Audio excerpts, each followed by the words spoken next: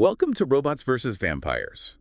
I'm Adrian Smith, and I'm so excited for tonight's story. I'm Julia Jones, and I am too. We're going deep into the Forbidden City in China. Oh, yeah, a place of emperors and secrets and hidden agendas. But there's a twist. Okay, I like twists. The Emperor's protector is a vampire. Whoa, what? A vampire? Yeah. His name is Li Wei's, and he's a courtier. Okay, now that's a cool concept. A vampire protecting an emperor. It really makes you think. For sure. Like, how does that even work? Well, that's what we're going to find out. Let's do it. Our story starts in the Hall of Supreme Harmony. It's a place of incredible beauty, but something feels off. Uh-oh. The Emperor's getting weaker every night. Is he sick? Well, the Imperial Advisor thinks it's a curse. A curse? Spooky? Yeah, but Li Wei senses something more. What do you mean? With his vampire senses, he can tell there's something darker going on. This is getting interesting. Li Wei is loyal to the dynasty, even though he's a vampire, and he's determined to get to the bottom of this. So where does he start? His investigation leads him to the Imperial kitchens. Kitchens? That's not where I would have expected. Me neither. But it turns out the rice the Emperor's been eating is tainted with dark magic. No way. The rice? They were poisoning him. Exactly. Yeah. A cook reveals the rice came from a shady merchant. A merchant dealing in dark magic. This is getting intense. Li Wei knows he has to act fast. What does he do? He ditches his fancy robes and puts on black leather. He's going undercover to infiltrate the merchant's mansion. So he's like a vampire ninja. Pretty much. Oh. But the mansion is heavily guarded. Oh, that sounds dangerous. It is. But Li Wei is fast, and he's stealthy. He moves like a shadow. So he gets inside? He does. And what he finds is truly disturbing. What is it?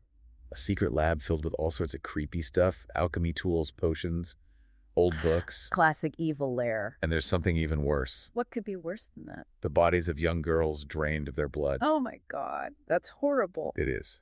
And then the alchemist appears. The guy behind all this. He's powerful, and he knows exactly what Li Wei is. This doesn't sound good. The alchemist brags about the curse he created.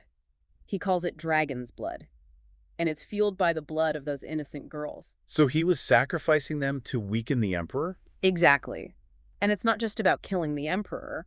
He wants to destabilize the entire dynasty. That's terrifying. And then the alchemist tries to tempt Li Wei.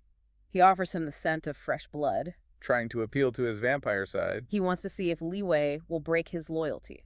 That's a tough spot to be in. It is. But Li Wei resists. He's furious, and he overpowers the alchemist, forcing him to confess. What does he say? The alchemist reveals he was hired by a rival dynasty. They're the ones who want to take over. So it was all a power grab? Yep. But there's a problem.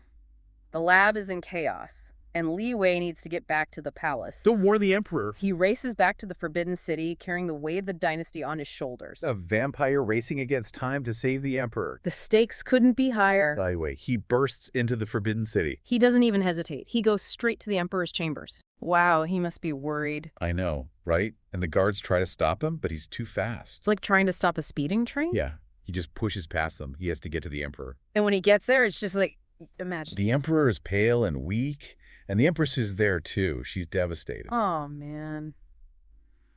That's rough. But Liat, he sees that the Emperor is still alive. So there's still hope. Right. And he knows he has to tell them what he's found out. So he tells them about the poison? He says, the rice was poisoned with dark magic. A curse. Whoa. The Empress is shocked, and she asks, who would do such a thing? She can't imagine who would want to hurt the Emperor. And then Li Wei, he looks at the Imperial Advisor. The advisor. I wonder if he's involved. Liat can sense things that others can't. He can smell the advisor's fear. And something else, too. Yeah. It's a strange reptilian scent. Reptilian. It's creepy. It is. And Li Wei knows he's found the real enemy. So what does he do? He tells him that he killed the alchemist. He says, the alchemist is dead, but his patrons are still among us. Meaning the advisor. Exactly. Bold move. Li Wei takes out a vial. It's full of the alchemist's poison. As proof. And he says, this is the elixir the alchemist gave you. He said it would strengthen your bloodline, but it was poison. Wow, he totally outs him right there. The advisor starts to panic. What does he do? He tries to deny everything, but it's no use. Li Wei has him cornered. This is crazy. I know. And then the advisor pulls out a dagger. He tries to attack Li Wei? Yeah. But Li Wei is too fast. He disarms the advisor and pins him against the wall. Like it's nothing. The advisor's still yelling and denying everything, but Li Wei knows he has to get help for the Emperor. So he gives the vial to the Empress? He tells her to get the healers to analyze it to prove he's telling the truth. What a scene. And then the Empress calls for the guards, and they arrest the advisor. Finally. Yeah, justice is served, but the Emperor is still in danger. So the advisor's gone, but now they have to save the Emperor. Yeah, time is running out. But Lin Wei knows what to do. Really? He has a cure? Yeah, he tells the Empress how to make an antidote. An antidote for a magical curse. That's amazing. It is. It's made with rare herbs and magic. Wow. So he's really putting his trust in them. I know. Sharing this secret could be dangerous for him. But he doesn't hesitate. He wants to save the Emperor even if it means risking his own safety. That's true loyalty. And he knows he can't reveal his role in all of this. Right. He has to stay hidden. He's like a guardian angel, a protector, working from the shadows. Protecting the very people who would fear him if they knew what he was. It's pretty incredible when you think about it. So do they give the Emperor the antidote? Yeah, but it takes a long time. The curse must have been really strong. Lai Wei stays with the Emperor, lending him his own energy to help him fight it off. Wow. He's really giving everything he has. I know. And then finally, as the sun rises, something amazing happens. And what happened? The Emperor wakes up. He's okay? Yeah. He's weak, but he's alive.